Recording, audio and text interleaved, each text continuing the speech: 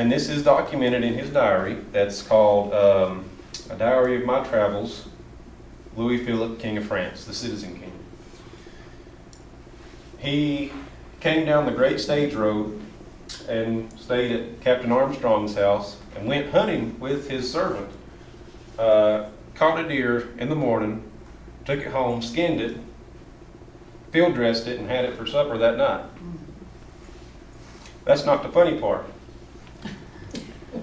I promise. When he became King of France,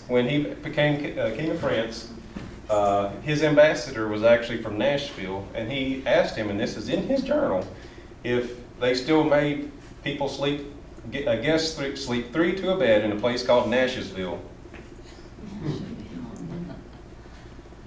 So it's probably one of the funniest things about history, but anyway.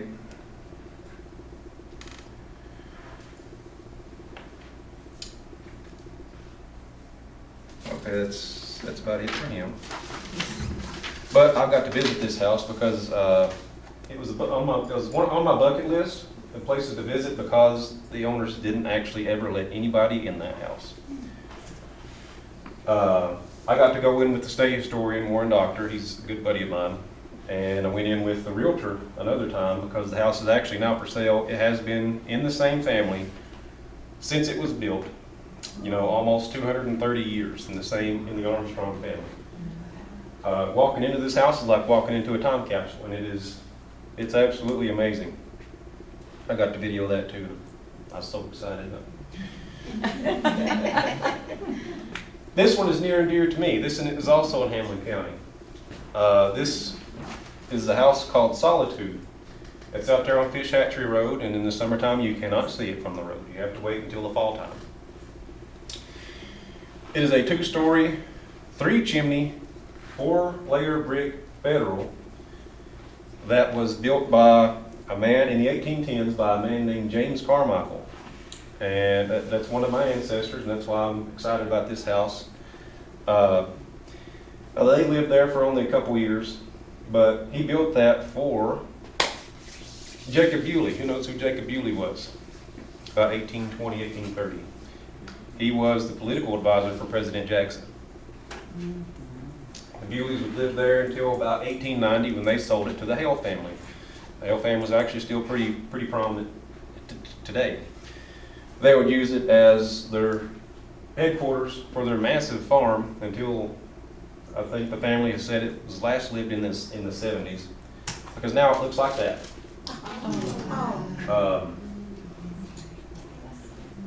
Where is that? Right there at the fork where Silver City turns into Fish Hatchery, right there by the Fish Hatchery. I passed that one daily. Yeah. I wondered about that house. Yeah, those are still lead windows, and lead windows and the sunlight make a rainbow in your house. You can't get those anymore. Unfortunately, it's not going to be here much longer.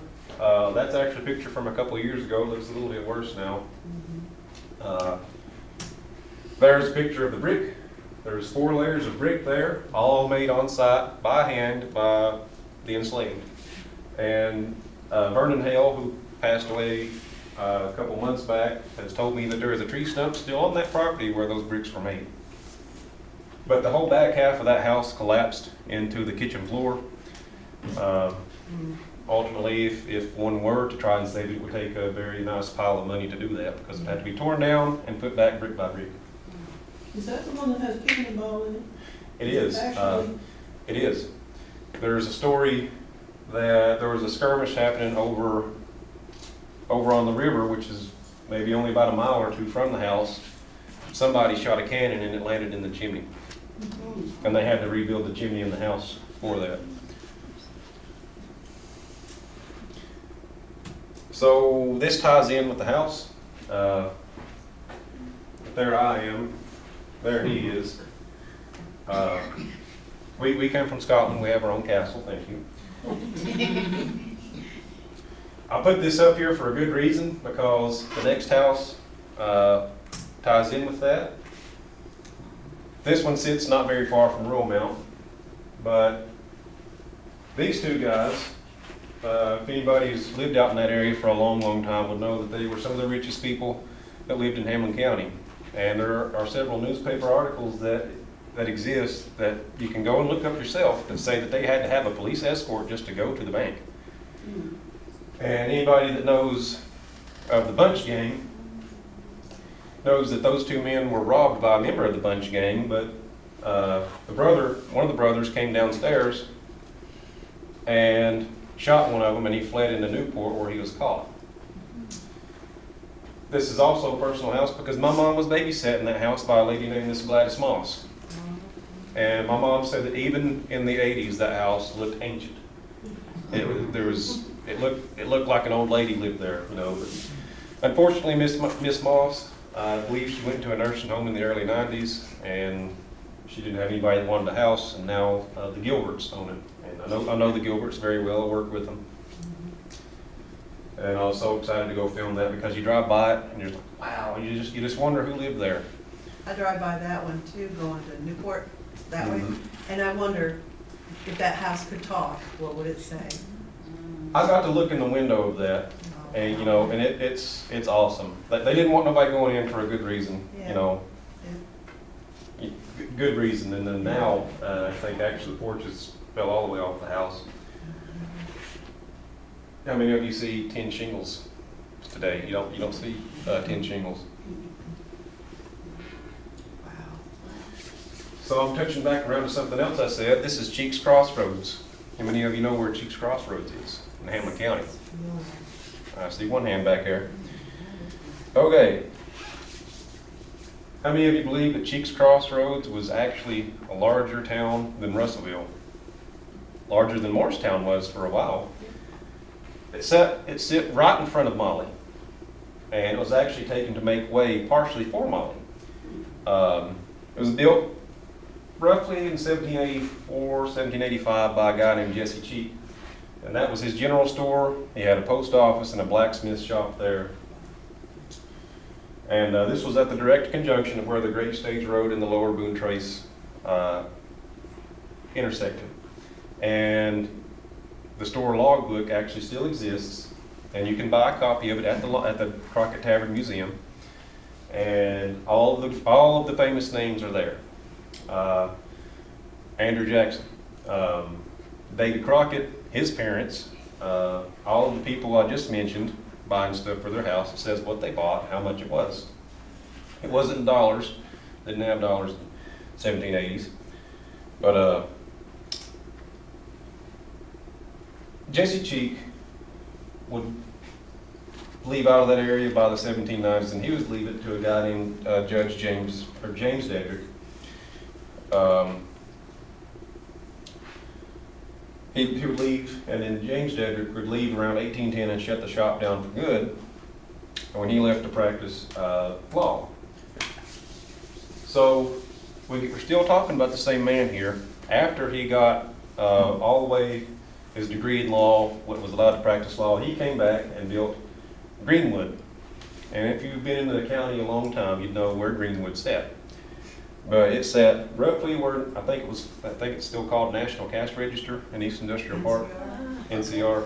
It's at right there, and it was taken to make way for that.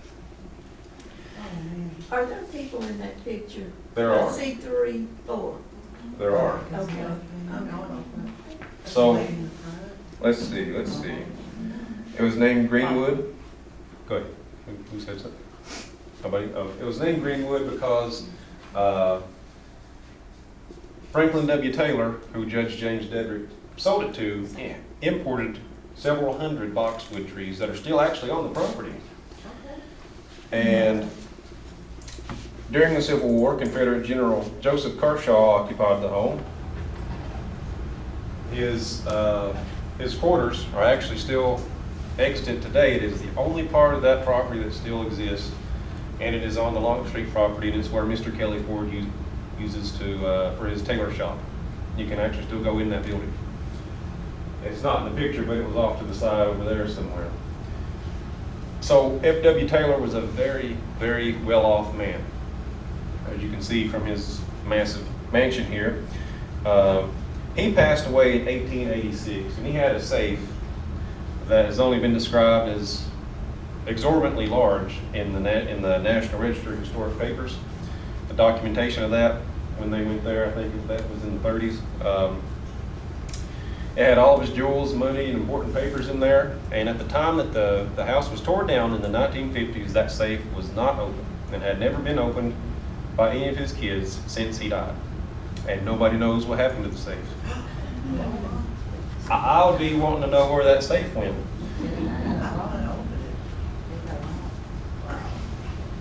Let's see. All right, next to last here. How many of you know what that is?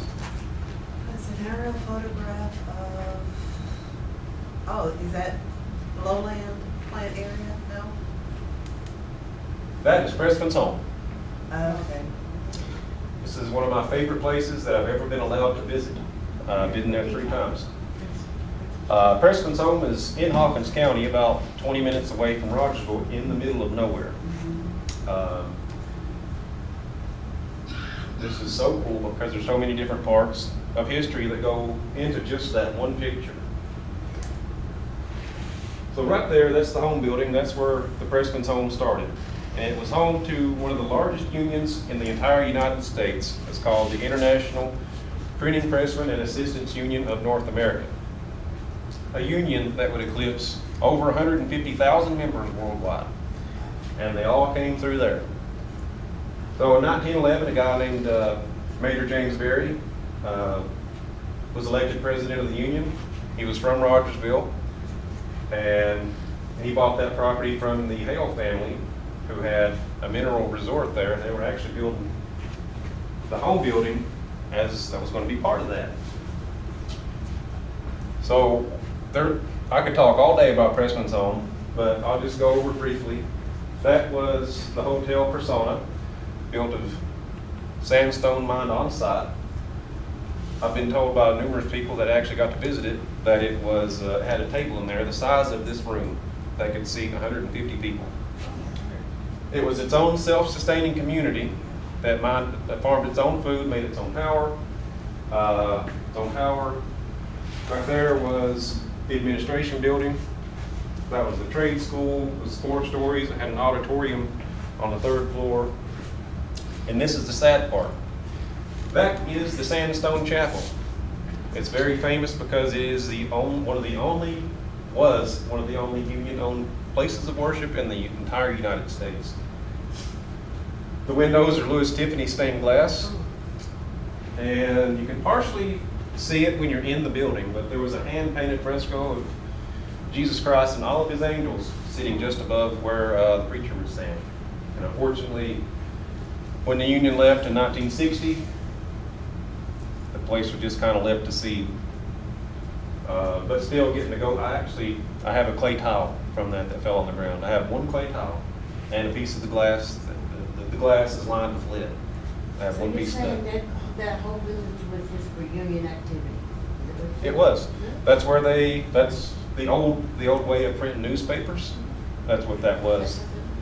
That was the most high-tech facility of that time for the entire time that it was around. Even more so, over there, that's where they made their own hydroelectric power 15 years before TVA was even a thought. Off to the side, about a half a mile over this way, was a tuberculosis hospital. Because at that time they thought printing ink and tuberculosis had its own, they were correlated. It was the most high-tech hospital in the entire state. It was built off of plans based off of something that Vanderbilt had. I love Pressman's home. And the last topic. How many of you know Morristown had its own railroad? Yeah. Okay.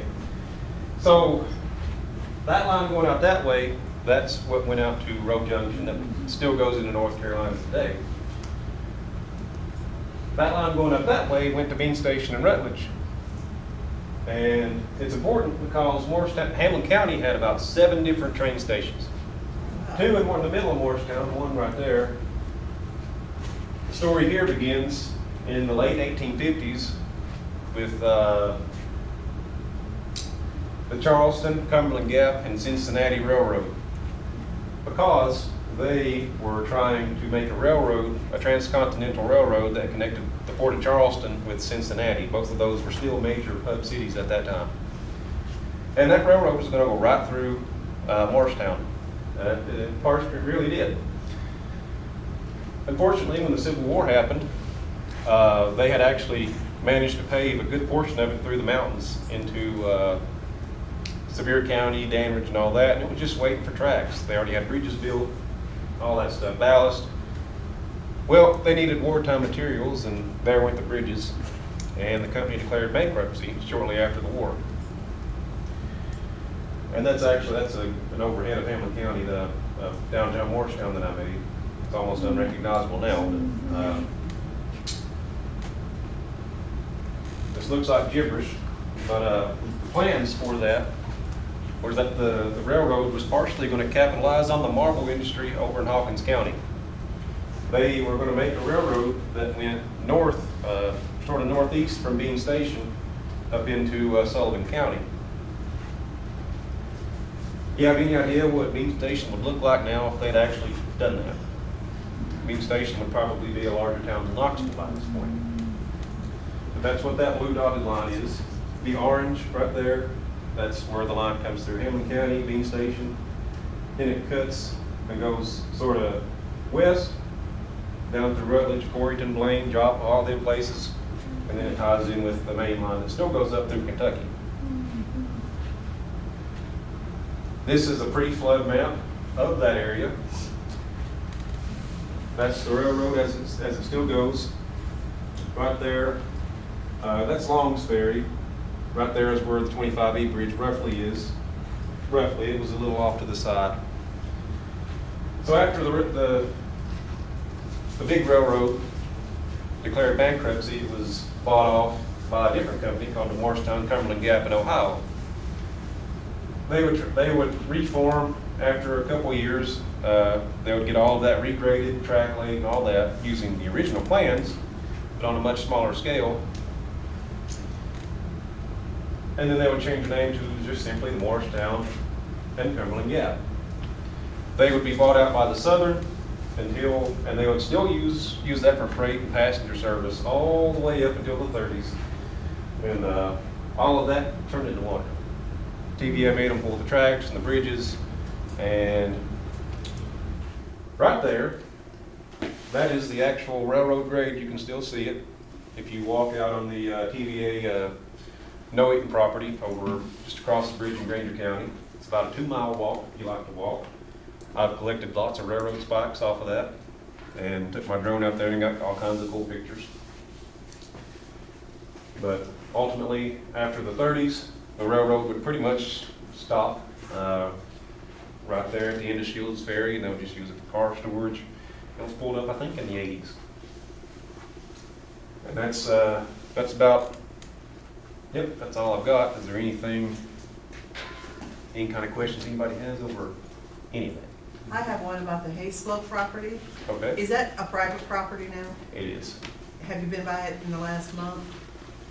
Oh, It's massive. I go by it almost every day. It's massive. I was wondering, what are they doing? And I know that's near and dear to you, but, and will they put the sign back up, that historical thing? I don't know. We were a nonprofit Yeah. when we were doing it, and we actually did let people come in and they could look at the house. Yeah. She had to sell the house, and the guy that it was sold to bought it with the understanding that it was a historical property that was registered as an archaeological dig site. Now the cabin did really need to be rebuilt. Yes. Some of the logs were rotten. The original plan was that we were going to take it down log by log, number it, put it back together with new sheeting material. He was going to do that, and so he told me, and then he just took it down, and well, now he's building whatever that is. It's interesting that it can be all that you say that it is, but that doesn't hold a lot of water when it comes down to it. It was supposed to be in the contract. Yeah. I hope they would at least put the sign back, because up on the highway now, they're doing all They that will. work. I think it directs you to there, And then there's that sign that's set in front of the building. The Longstreet Museum's gonna put up a couple of signs up there. Okay. They have a plan to do that. It's interesting, and I'm shocked that happened. Are there two Jarnigan cemeteries? I believe that there are. There's Emma Jarnigan Cemetery. There's That- Colonel Jarnigan, but then another part of the county, there is another Jarnigan cemetery. Do you know that they are?